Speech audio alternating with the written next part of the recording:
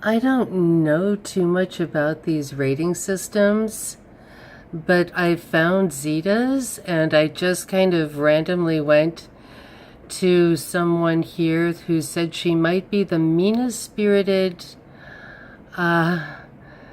something, quote, human, unquote, human I have ever encountered.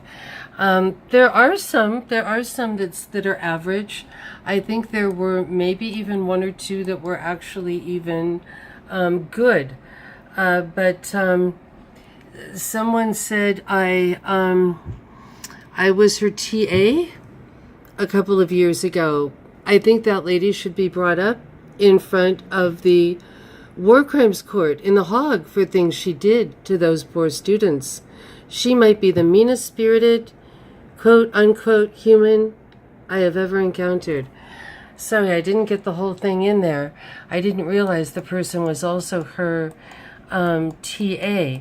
Zeta does not understand what it is like to be a student in her program. The only difficult part of this program is trying to understand what homework we're supposed to do, which is very difficult. And I did see that in several other places. In fact, the one of the first comments, I think that I uploaded more, was that she was telling people the wrong name of her class and people couldn't find it on the computer. If you like rehashed PowerPoint presentations in lieu of more in-depth lectures, then Zeta is your teacher.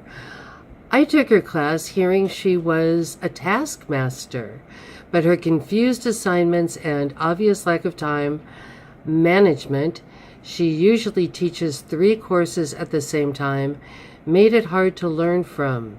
Boo. So here we have a teacher who is masqueraded, a professor who is masquerading. And if you do not believe me, let us look here. Let's go to the Seattle Times. Gay marriage Evergreen.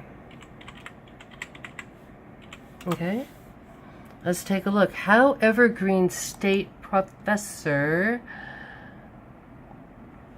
guided Supreme Court on gay marriage.